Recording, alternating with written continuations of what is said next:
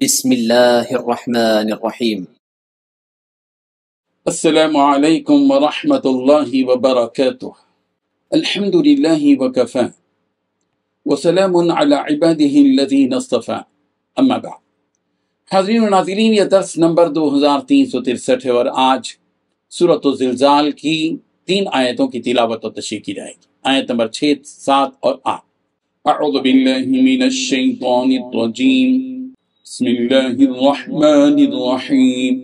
یومئذ یصدر الناس اشتاتا لیروا اعمالهم فمن يعمل مثقال ذرة خيرا يره ومن يعمل مثقال ذرة شرا يره صدق اللہ العظیم۔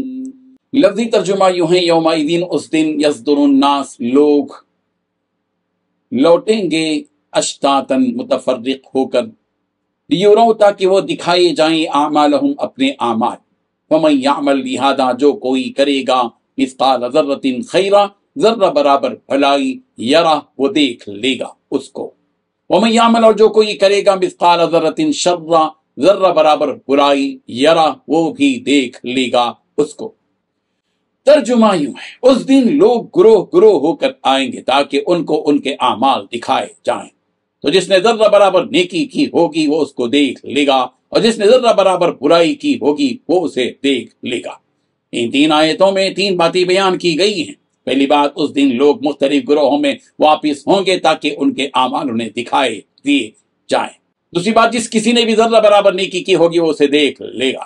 تیسری بات، جس کسی نے بھی ذرہ برابر برائی کی ہوگی وہ بھی اسے دیکھ لے گا۔ بزرگان محترم، جب زمین اپنے اوپر کیے ہوئے سارے اعمال کی خبر دے گی، اور پھر جب بندے میدان محشر میں اپنے حساب و کتاب کے لیے جمع ہو جائیں گے، تو اللہ تعالیٰ کی طرف سے فیصلہ کیا جائے گا کہ کون فلاح پا گیا کہ اسے جنت میں بھیجا جائے، اور کون ناکام ہو گیا کہ اسے جہنم میں پھینکا جائے۔ چنانچہ وہ نتیجہ اللہ تعالیٰ ہر ایک کو بلا بلا کر دیں گے۔ اس وقت چونکہ نتیجہ 2 قسم کا ہوگا، ایک تو کامیابی کا اور دوسرا ناکامی کا، تو اس لحاظ سے لوگ بھی 2 گروہ ہو جائیں گے، ایک کامیاب لوگوں کا گروہ اور دوسرے ناکام لوگوں کا گروہ۔ ہر ایک گروہ اپنا اپنا نامہ اعمال لینے کے لیے جائے گا، تو جس کسی کا اعمال نامہ اس کے داہنے ہاتھ میں دیا جائے گا، وہ نتیجہ دیکھنے سے پہلے ہی سمجھ جائے گا کہ وہ کامیاب ہے۔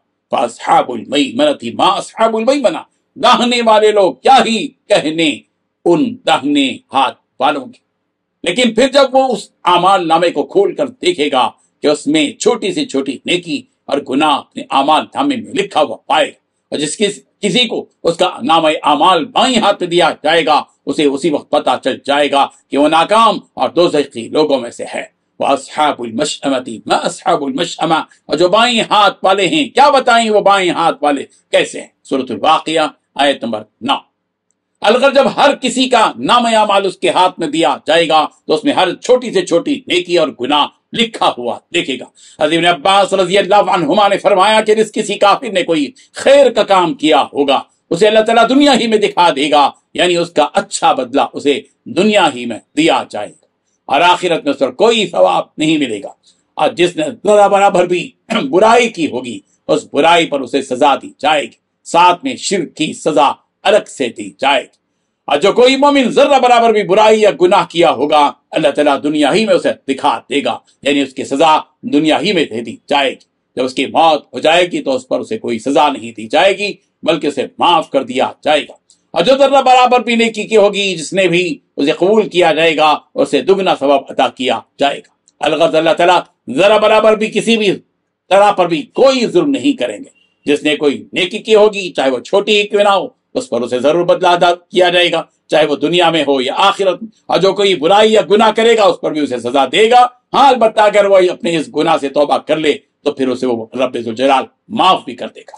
ان اللہ لا یظلم مثقال ذرہ، یقیناً اللہ تعالیٰ کسی پر بھی ذرہ برابر ظلم نہیں کرتا۔ سورۃ النساء آیت نمبر 40 اللہ تعالیٰ ہم سب کو ان آیات کو سمجھنے کی توفیق عطا فرمائے۔